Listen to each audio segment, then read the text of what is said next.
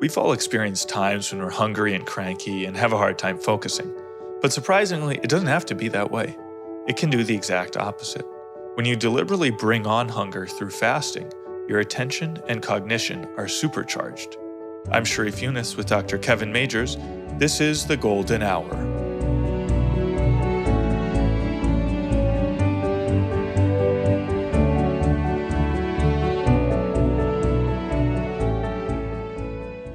Before we get started with today's episode, I want to tell you about our new masterclass. Now, if you think working better means longer hours, just trying harder, or sacrificing relationships, then think again. In this 4-week masterclass, now available on OptimalWork.com, Dr. Kevin Majors will guide you through the key ideas and the practice that will help you transform your approach to work. Now let's get started. Welcome to another episode of The Golden Hour. I'm Sharif Yunus here with Dr. Kevin Majors. Kevin, thanks for joining us again. Hey, Sharif, thanks for having me back. Of course. Well, Kevin, back in my weightlifting days, people would often be completely focused on what they were doing in the gym, like lifting the weights. And a kind of secret among the elite was that actually muscle is built in the kitchen by what you eat. So I had a thought that maybe there's a similar thing going on with work. So I'd love to hear from you about what is the best diet for optimal work. Great question, Sharif. I know that we get asked this question in different ways by different users. I think everyone is looking for some kind of special superfood that will give them the ability to focus or somehow help make it easier to work. I think that there is just not any conclusive data about foods impacting attention. Now, I think, except to say that a really sugary diet seems bad for attention. But as long as you're not going overboard with carbs, what you eat, it doesn't seem to have as big a difference compared to when you eat. And I think that the best diet, you could say, is not a diet at all, is simply fasting. So what's called intermittent fasting is probably the best way to boost your cognitive abilities and the ability to focus and engage work. So I think that, in fact, it's fasting that makes people more intelligent, more capable of engaging work, and all gets them toned and ready for challenge. So what you're saying is that while muscles are built in the kitchen, focus is developed by avoiding the kitchen. I think that certainly people get distracted by food, don't they? And so people will be snacking, or they'll always feel like they want to be eating. And our brains are built to work best when we're not eating. So in some ways, working, and is a lot like hunting for prey and doing things you could talk about any mammal would do. So at least the carnivores. So working and fasting go together, even for herbivores. When it's like they're working for food in a sense. They're having to travel places for it. They're working to get it. But especially when you think of carnivores. So when you think of like a cheetah, cheetahs, if they're going to really, if they're going to catch their prey when they're hungry, fasting has to bring out the best in them. Like if fasting made the cheetah slow and sluggish, that would be a problem.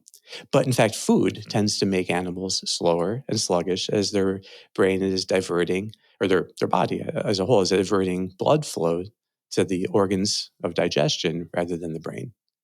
So you only have a limited amount of blood and energy and where it can be directed. And when we're fasting, in fact, more of it does go to the brain. And so there are all these cognitive benefits you get while you're actually fasting that you wouldn't get immediately after a meal. So I think people all know that they can be very sluggish after a meal. But you, in fact, are faster and sharper when you're fasting, just like that cheetah or any other animal. Even squirrels. A squirrel that's hungry will remember where it buried the nuts better. And there is actually research that that when animals are hungry, their episodic memory is enhanced. And this seems true for humans as well. So your ability to remember things and working memory are improved actually when you're in the fasting state. It just makes us better at doing things. That's fascinating. So I don't know. I think we can get into some of the benefits of fasting, go a little bit deeper into those, but also just so, was thinking of why is it the case? I guess that humans, now that we grow our food or just have easier access to food, we develop the ability to now just have kind of a system of 3 meals a day. Does everyone do that? Do all cultures do 3 meals a day? Well, I'm no expert on that. I Yeah, think that we can say historically, by no means was 3 meals a day the norm. And so I'm not sure in today's world yeah. what exactly is done. And I think the idea of breakfast being the most important meal of the day, which seems to be about 100 years old, is an idea. And it's hard to tell exactly where it came from. Mhm. I think it was the But it has cereal not. companies, right?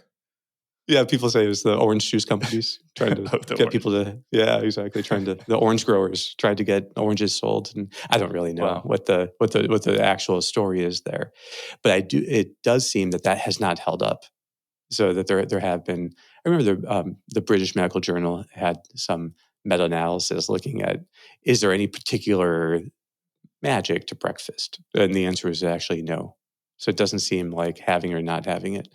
But at any rate, I think there we know that like the Roman soldiers would only eat at night. So basically, they had a 4-hour window, where they would eat, and they never ate in the daytime at all, and that just made them very mobile. So there's any movement going on or typically fighting, that would, I would presume, would be done more in the daytime. Whatever the reason, they just, so we know that the soldier diet was, so sometimes people call, if you are only eating in a 4-hour window, something like the soldier diet or the Roman Mm. diet. Um, Thomas Aquinas, I remember reading something in his life. He would eat only one meal a day, and so there are definitely, I know of cases just where I happen to see that people ate like that, but that's not something I'm an expert on. Sure. So maybe now we could get into a little bit of a kind of understanding of what all the benefits are. Now you mentioned a few. How exactly do those benefits come about? You gave kind of some of the maybe evolutionary reasons why that it's if you're uh, hungry that you're going to need food. So it would seem Hmm. reasonable that you would want to perform at a higher level during the times when you're hungry. But how does that actually work in the body? Yeah, so I think that the important thing is, um, what is to to help people overcome ideas they might have where they see hunger itself as a threat, like particularly a threat to focus. And people can have the idea that they simply cannot work when they're hungry, or that they're going to be like somehow doomed to work in a worse way. So what I like to think about with hunger is, it is the perfect thing to practice reframing. So when you talk about, I love physical ways you could say of reframing. So we talk about how anxiety is really just adrenaline with a negative spin on it. And when you welcome the adrenaline by reframing it, then it changes function, which is very true. And in fact, it goes from being something that you experience in your heart and hands and, trembling and sweating, into something you experience as just enhanced focus and enthusiasm for the task at hand. So, and enhanced ability to perform. Okay, so that's adrenaline. Even cravings. I love reframing cravings. Not, this is not food cravings, but for other things, as a reward circuit on the verge of being degraded, and that's when you get the craving. Is when it needs reinforcement. Well, it's the exact same when it comes to hunger. What hunger really is, you can say, is our experience of a hormone called ghrelin. It can also be pronounced ghrelin, but I'll call it. So ghrelin is what people are having higher levels of when they're hungry. And they experience along with that, whether ghrelin is hunger or they just go together, it's not exactly clear, but they experience, essentially, you could say, ghrelin as hunger. Ghrelin is a hormone that allows your body to thrive on the challenge of fasting. Okay, so what you experience as hunger is actually how your body thrives. You're experiencing a stress hormone. But that stress hormone, it does a number of remarkable things. Number one, it enhances cognition. So enhancing of all these different forms of spatial and working memory are improved by ghrelin. So if you can Google ghrelin and cognitive benefits, and you can see GHRELIN is a funny spelling. The other thing is that ghrelin stimulates growth hormone to be increased. So you get a substantial increase in growth hormone in your body, which helps then in all of these different metabolic processes. And it even helps people who are trying to increase their muscle mass to increase lean muscle mass. So I would say, even for people who are weightlifting, that you can do weightlifting while fasting because you have the enhanced growth hormone. Um, so one thing is flipping your experience of hunger to say, this is just how my body, in fact, responds. It doesn't have to be um, just like a negative detractor. In fact, you think better when your ghrelin levels are higher, just like you can think much better when your adrenaline levels are higher. And fasting increases this internal adrenaline as well. I think when your body's first getting used to it, people can experience that as being more emotional or irritable, but very quickly you would develop the ability that enhancement is just at the neural level of being able to think better. So we can talk about that, what are potential pitfalls of fasting, and Yeah. so there is an onboarding process that you go through to where you're able to do it. But just to say, once you get through that, you really just get enhanced, like the effect of adrenaline inside your cortex to help you to think faster and better. Mhm. And so ghrelin does that and adrenaline does that. And they're both increased by fasting. Another huge benefit is I should say those are the prime cognitive benefits. You also have an increase in dopamine and a number of other neurotransmitters that help you. And you have an increase in GABA transmission in the brain.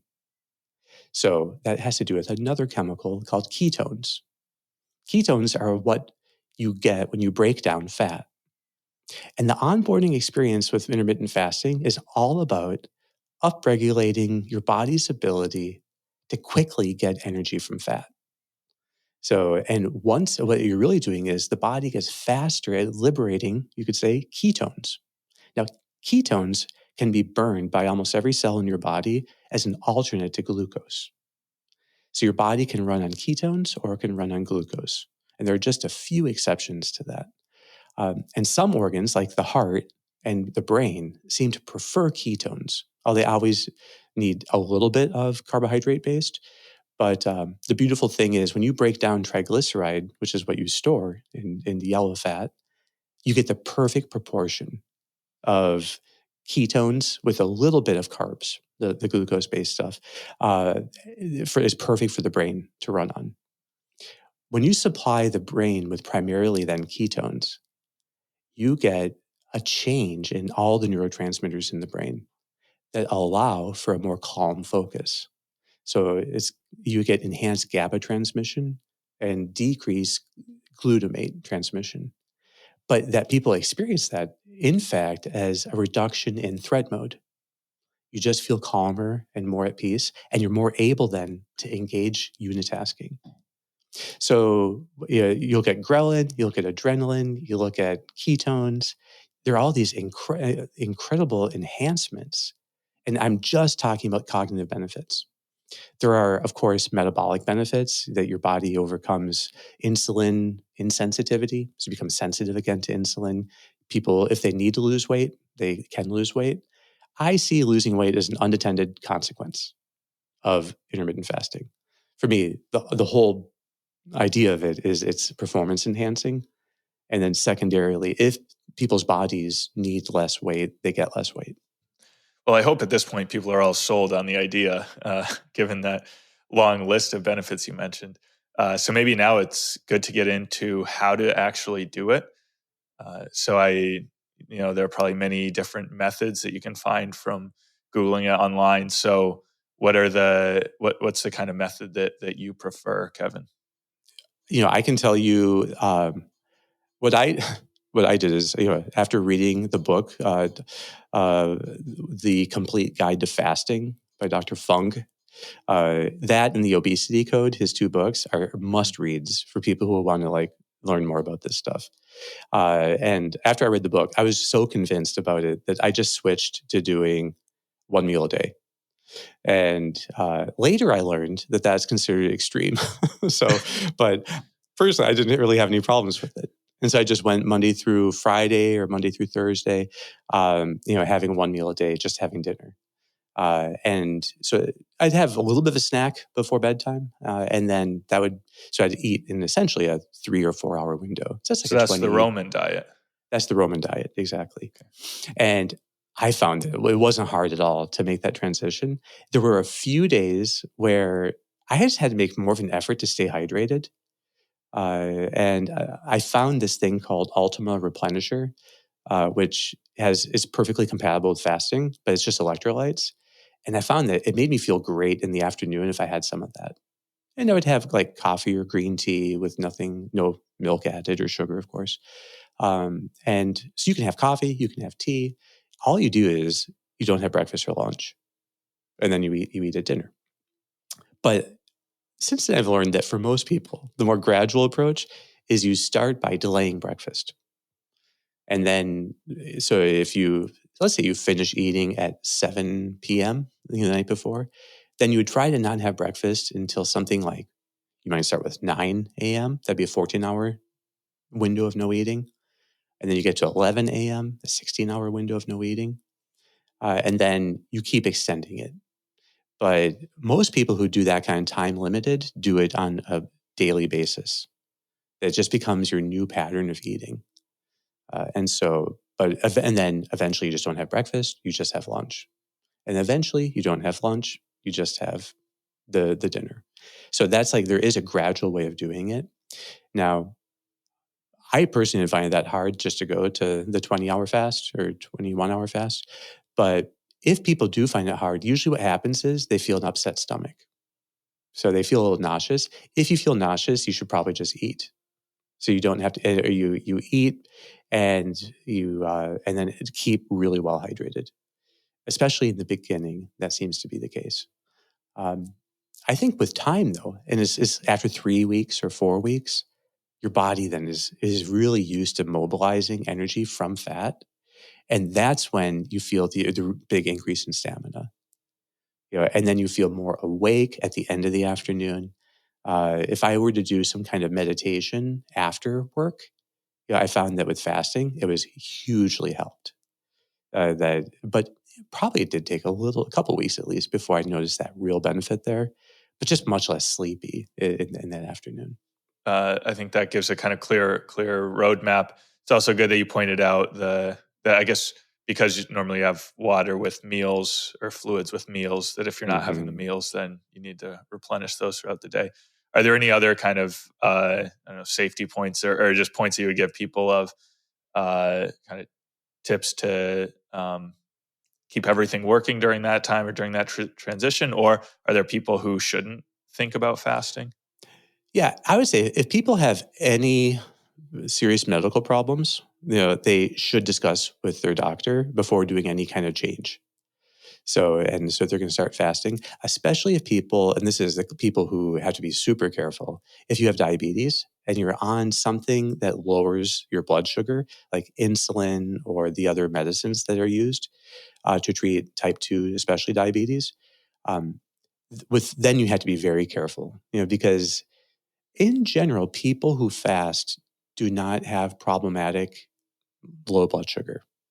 So, and Dr. Fung says that the only people who do have problems with low blood sugar when fasting are people taking drugs meant to lower blood sugar levels. But how people time those drugs and the dosage was based on a different pattern of eating. You can't just translate that. You can't just do the same, insulin pattern or other drugs. Right. So if you're taking anything that lowers blood sugar, you have to talk with the doctor before contemplating this. That said, intermittent fasting is probably the best treatment for diabetes, and the things that those doctors are working on. So I would hope that their doctor is already talking to them. It's been kind of slow for intermittent fasting to get fully accepted, but it was, I think, 3 years ago that the Harvard Health Letter, which had been opposed to fasting before that, flipped completely and became and said, now we have to admit there's so much evidence, that this is not a dangerous practice. And then in 2019, the New England Journal of Medicine came out with a review article of all the studies on intermittent fasting, and it was glowing praise. So I think that the days when intermittent fasting was seen as a dangerous fringe exercise, I think those are totally gone. But if you have health concerns or any concerns at all about doing it, first just talk to the doctor and make sure there's no problem. People who are women who are pregnant and nursing shouldn't fast. So that seems to be a consistent recommendation so far. I don't know what you do if you have gestational diabetes and how that you should. Don't listen to what I'm saying here about how to manage your health if you're pregnant and have gestational diabetes. Just talk to the doctor. Kids under the age of 18, maybe even we could say 25 or something. But younger people probably shouldn't fast. So maybe in your 20s you can start doing it. What you don't want to see, especially if you're young and healthy, is a drop in weight. So you don't. I think, again, weight loss from fasting is a side effect that has to be managed. You don't want too much of it. I've fasted now, about 5 days a week for a couple of years, and I haven't lost any weight from it. And in the studies, that's actually seen as the best. But also my body didn't really need to lose weight. And so that's kind of what you want is your body gets really good at maintaining a certain ideal weight for itself. And so if you're off of that a lot, fasting does gently bring it down, but you don't want it to be a steep decline. So be careful of doing it for weight loss. It's better just seen as performance enhancing. Young people shouldn't do it. And then anyone with serious medical conditions or taking diabetes medicines has to talk to a doctor. Mm-hmm.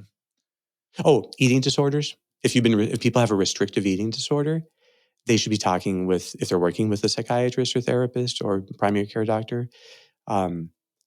I think that fasting is different than what happens with anorexia because fasting is done deliberately for the sake of a benefit versus something that is done compulsively, without a sense of freedom.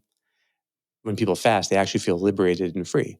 So, and it's a great experience. That's why it helps to meditate. But eating disorders, if there's a history of that, then I think you have to talk to a therapist first. Great. Well, Kevin, I think that's all our time for today. Do you have any final thoughts you want to leave us with? Only that how I think this relates to what we talked about in optimal work is reframing the experience of hunger to see that in fact it can be a great help cognitively, and also getting used to this idea of learning curves. That fasting and your ability to do it well is a kind of virtuous cycle. So it builds up over time. So you can start gently, and not everyone has to do it. I don't think it should be recommended for all. It's an available help, but it gets easier and easier over time. And then gradually people find that it gets also more helpful over time as time goes on. And then there are lots of other health benefits. Essentially, fasting has all the benefits of exercise in one way or another. They work super well together. So to say that, and you can exercise when you're fasting, that's a perfectly good thing to do. It increases your exercise tolerance. Just to say then, it's just another aid. It's another help. It involves a lot of reframing. It involves a lot of deliberation, overcoming impulses to eat, and it involves a great sense of embracing challenge. So in that sense, I think it relates super well to what we talk about in optimal work. Those are really interesting connections. All right. Thanks so much, Kevin. Thank you, We will Sharif. be back next week. Well, thanks so much for listening. I hope you enjoyed the episode. Don't forget to check out optimwork.com for a set of online tools to help you engage challenge in your life. See you next week.